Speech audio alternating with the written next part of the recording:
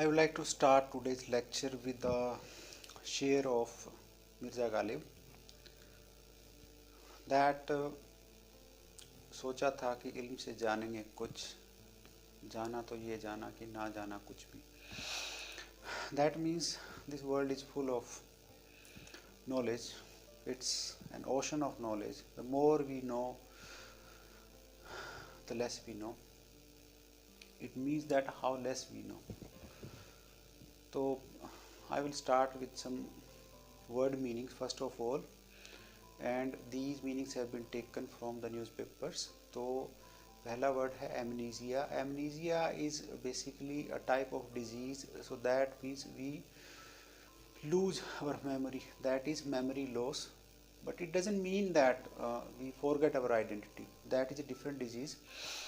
Second word is zoonotic disease. Zoonotic disease I am telling you because nowadays it is in news that the disease that spreads from animals to human beings is known as zoonotic disease. There is one idiom that I went through, that is to look over one's shoulders. That means that the person is all the time in anxiety and he is afraid that something bad is going to happen with him. So that is called to look over the shoulders. Now let's go for some current affairs. When we read the Hindu, especially Sunday edition, the questions are there and sometimes these are from history but in the current affairs section. So we think that these questions have been asked from the books but these are from the newspapers. तो मैं वही कुछ questions discuss करूँगा. It was 6th December's issue of the Hindu I am talking about. तो magazine section में there was one news that Gandhi ji had come to India in 1915. Gandhi ji 1918 से 1930 तक साबरमती आश्रम में रहे. And his autobiography is known as My Experiments with the Truth. Now, what questions arise? First of all, the book was written in Gujarati language. Second thing is, it was like released in a journal. And the installments were 166 installments. On the other hand, there is one more famous book of Gandhiji, that is Hind Swaraj, that was written in 1909 and it was written on a steamer when he was going from England to South Africa. Now, another question arises that why did Gandhi leave his Sabarmati ashram? The thing is that after this salt march, he had said that I won't return back to this ashram if we don't get Swaraj. So later on, after 1930 onwards, he lived in Sevagram or at Sevagram, and in this way things went on. So Gandhi is the father of our nation, and the title was given to him by Subhash Chandra Bose.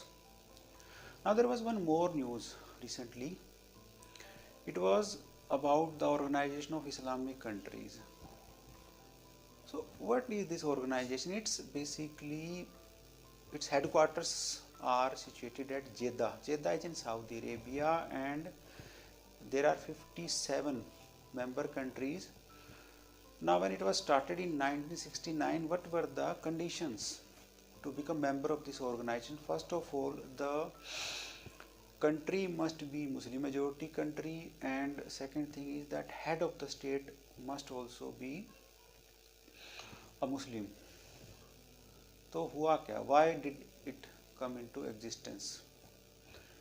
In 1967 it happened that there was 6-day war and Israel had defeated the very strong Arabic countries, that Middle East. We call it West Asia, European people call it Middle East. So from Iraq, Iran, and these Saudi Arabia, all these countries are known as Middle East countries. So within 6 days, Israel was able to defeat Jordan, Syria, Egypt, all these countries, and Israel got East Jerusalem also. East Jerusalem, basically the capital of Israel is Tel Aviv, but earlier there was West Jerusalem in its occupation, or whatever it was given in 1948 when the country came into existence. But in 1967 war it occupied East Jerusalem. Why East Jerusalem is famous? Because there is Al-Aqsa Mosque. Al-Aqsa Mosque is the third most pious place for the Muslims after Makkah and Medina. But there is very famous wall also, Western Wall, that is very important for the Jews also. So these areas like Israel had occupied in 1967, Al-Aqsa Mosque was constructed in 12th century. 12th century means 1100 or something. AD I am talking about. And there was one Australian, and what he did was that he reached East Jerusalem. His name was some Dennis Rohan. He actually set fire to the pulpit of the mosque that was made up of woods. So all the Islamic countries suddenly they scrambled themselves, and there was a meeting in Morocco. Morocco, you might be knowing, it's an African country but Muslim majority country. Famous, the dancer Noura Fateh belongs to that country. So there was conference, and after that in 1973 what happened, that these Arabic countries, they gave a big shock to Israel. This time Israel couldn't conquer areas, so they had taken revenge actually of the 6-day war of 1967. And in 1974 there was oil shock. Oil shock means those petroleum exporting countries, that is OPEC countries, they suddenly increased the petroleum prices. There was a movie at that time in India, Roti Kapda Aur Makan. So there was a song about the increased prices. Now imagine where we are sitting, how things have taken turn for the worse. So the organization was established in 1969. After that, in 1976, what happened, that the famous this site of Makkah was occupied by terrorists, and they declared that Mahdi was coming. So I don't know much about Islamic history. It means that they were saying that one of the attackers had declared himself a Mahdi and he was invincible, and there was no effect of bullets also on him. But ultimately the Saudi authorities killed all the attackers. After that what happened, that in 1980, 8 years war of Iraq, Iran, like I mean to say Iran-Iraq war of 1980 started, and that went on for 8 years. So that means the Organization of Islamic Countries had to play a major role here, but it's because of this bickering that the things changed, because Iraq is a Shia majority country, but at that time Saddam Hussein was a Sunni, and his party was known as Baath Party. So Saudi Arabia is a Sunni country. Saudi Arabia helped Saddam Hussein.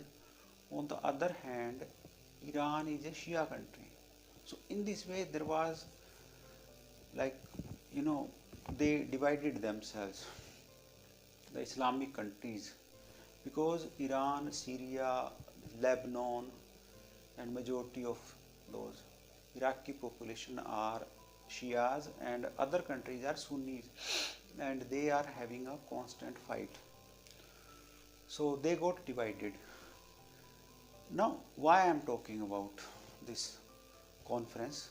Because recently they had raised the issue of Kashmir, and In 1974, this organization's conference had taken place at Lahore, and here Pakistan was able to prove its point, like because Palestinian issue was raised there. Yasser Arafat came here at that time. That Muammar Gaddafi was a young Turk at that time. I mean to say that he was declaring himself to the champion of Muslims. So even Mujibur Rahman, who had become that, who was founder of Bangladesh, he had also attended the conference. So it was very like famous conference. But after that, things changed, and now what they are doing is that they discuss issues, but all the countries are not able to make themselves come to terms. And what are their issues?